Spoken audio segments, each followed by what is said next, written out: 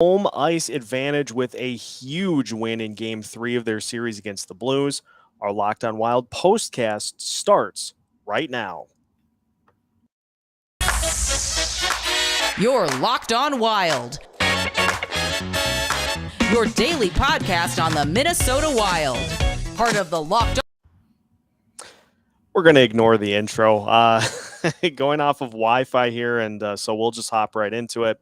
Locked On Wild postcast, Seth Topol and Kevin Gorg. Today's Locked On Wild postcast is brought to you by Built Bar, and with the month of May in full swing, that means you're going to be on the go and trying to find a snack to keep up with you. And Built Bar is the best way you can possibly go in that category. Built Bars are covered in 100% real chocolate, which means you get to enjoy while not sacrificing on taste. Built Bars typically contain 130 calories, 4 grams of sugar, 4 net carbs, and 17 grams of protein. You can compare that to your standard candy bar with right around 240 calories, 30 grams of sugar, and dozens of net carbs. If you want to join the Built Bar Mania, head to Built.com, use the promo code LOCKED15, and you'll get 15% off your order. Again, use the promo code LOCKED15 for 15% off at Built.com. Minnesota Wild pick up a huge win in Game 3 by a score of 5-1. Seth Topol joined by Kevin Gorg. And Kevin, you look at what you need to have in a road playoff game. Got to have a hot start. Wild scored 39 seconds into the game. No better way to do it than that. Yeah, the GREEF line, once again, they've been dominant these last 2 games. They scored 2 goals tonight, both on opening shifts of a period. But if you're going to go on the road, and it was unbelievably loud through warmups and then right before puck drop at the Enterprise Center here, and they get that quick goal right off the hop by Greenway. They come right back a shift or 2 later, and Kaprizov, after getting stuffed on the breakaway, banks it in from behind the net. And all of a sudden now the Blues are chasing the game. And you saw them bring a forecheck with extra physical play, trying to intimidate the Wild, hit their defensemen, and it didn't work. Minnesota weathered that storm and built on that lead from there. And they showed an awful lot of poise tonight. And Dean Evison just got done talking with us in the press room after, and he said, listen, he goes, our guys were talking about on the bench. They weren't going to overreact. They weren't going to take penalties. They weren't going to get trapped into that physical back and forth that they showed in game number 1 when they got frustrated. He said that's a credit to the players, and they really earned this win by doing everything the right way, especially in that first period. We talked about it a little bit before hopping on the air here. It seemed like with the amount of success that this Blues team had had against the Wild recently, that the Wild just needed to get one. And getting that Game 2 win, it seemed like got a lot of pressure and a lot of frustration out of the system, which led to this Wild team being able to just play their way. And, now that is not an advantage that the Blues can necessarily capitalize on, it feels like the Wild at this point are back to the way we were hoping they'd play to start the series. Yeah, Minnesota's a tough team to match up with when they're rolling. And you mentioned it, to get that monkey off their back, so to speak. And, the Blues have kind of had their number the last couple of years. They put a 9 spot on the Wild in this building here in a game last year. Won the Winter Classic emphatically, won both games in overtime, but Minnesota hadn't tasted victory. And when they got that win in game number 2, you almost felt like it was one of those games that meant more than just a win, right? It meant more psychologically to Minnesota to get back into the win column against the Blues, and it seemed to carry over. The momentum definitely carried over. Now you're dealing with the St. Louis team that's banged up on the blue line. Nick Leddy is day-to-day. Torrey Krug goes out in this game. They got Scandella back, but he didn't look like he was at full strength physically. And that's the one area, if you're going to match up with Minnesota, you better be good on the blue line, and you better be quick back there, because Minnesota can cycle. They can chip pucks in. They can use their speed in transition. And I thought tonight the game was won or lost in that matchup specifically. Minnesota forwards against St. Louis's defensemen was a total mismatch, and that led to the lopsided score.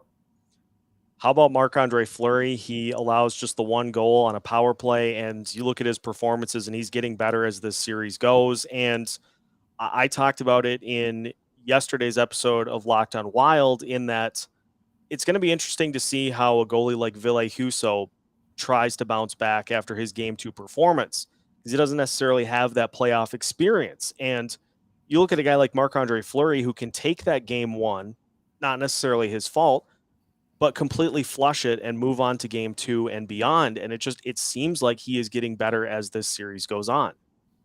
Experience counts, right? Tonight was playoff win number 92. He's approaching 170 appearances in the playoffs, and he showed a lot of poise. And let's give Dean Evison and that coaching staff some credit too, because there were a lot of Monday morning quarterbacks after game one that were calling for Cam Talbot, and Dean Evison said, no, this is my guy. He's going to be my guy, and he's been rewarded with back-to-back big performances. And you may look at the score and say, wow, hey, it was 5 Fleury. I would disagree.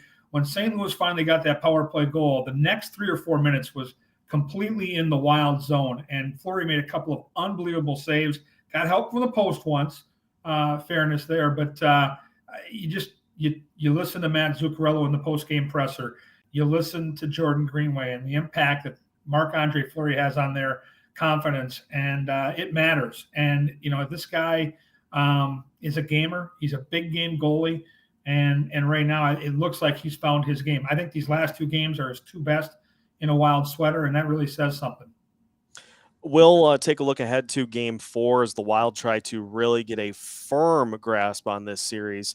But first, another one of our sponsors for these Locked On Wild postcasts is BetOnline.net. They are your number one source for all of your betting stats and sports info. You can find all the latest sports developments, league reviews, and news, including this year's NBA playoffs, Major League Baseball, the Stanley Cup playoffs, and the Kentucky Derby. BetOnline is your continued source for all of your sports wagering information, from live betting to playoffs, esports, and more. So head to their website today or use your mobile device to learn more about the trends and the action, all at BetOnline, where the game starts. Minnesota Wild pick up a win in Game 3 of their series against the Blues by a score of 5-1. Seth Topol joined by Kevin Gorg. Kevin, we move to Game 4 of the series on Sunday. At this point, how much of a confidence boost is it for the Minnesota Wild that the Blues seem like the team that are going to have to make the big changes to keep in this series? Yeah, as much as it was a must-win for Minnesota in game number 2 back in St. Paul, it sure feels like this might be the exact same thing for St. Louis. And that's what these 7-game series can provide, large momentum shifts. And I think that the veteran presence on this hockey team, I love the leadership from Dean Evison and his coaching staff. They said it tonight. Zuccarello echoed the coach's thoughts. What's done is done. We're happy we won. We're moving on. We've got to be ready to face a much better St. Louis team on Sunday. And that's the challenge for Minnesota, not to be satisfied, because if St. Louis wins this game and gets momentum into Game 5 and comes back to St. Paul and wins that game, the script can change once again. And I think you're going to see absolutely for certain their strongest effort, especially from the drop of the puck. When I get behind early, they're going to come out and they're going to pay attention to details in that hockey game. And I think Dean Evison talked about it a little bit tonight in his presser. We need to continue, he said, to avoid giving them a lot of looks in the power play. He really respects what they can do in the power play. They've been making adjustments throughout, but he said even with the adjustments, move the puck so cleanly and sufficiently that no matter what you do, they're going to get some good looks. And so that is certainly something the Wild need to focus on. They're going to have an optional practice tomorrow afternoon at 1 o'clock here at Enterprise Center. They're going to take it real easy. It's a day game on Sunday. It's a 3:30 game.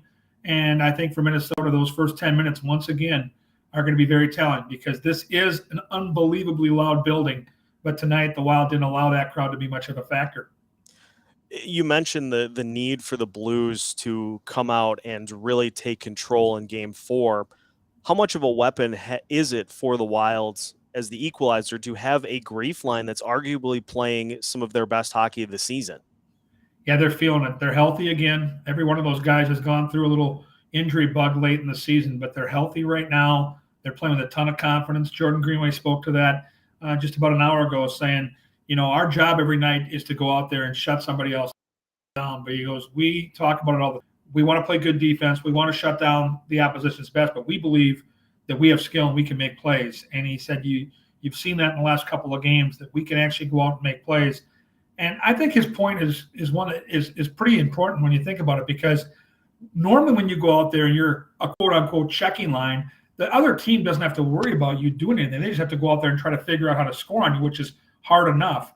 But now it's a double-edged sword, because if you're St. Louis and you start to try to be a little too creative with that matchup with one of your top lines, they can burn you. And they've done it now with 5 goals in the last 2 games. They've been brilliant. And, look out when that line gets confidence. What Zuccarello and Kaprizov can bring. It feels like Kevin Fiala has been a little quiet in this series. It doesn't feel like it's going to last. He's too good a hockey player. So for St. Louis, I'm sure they're thinking about it right now.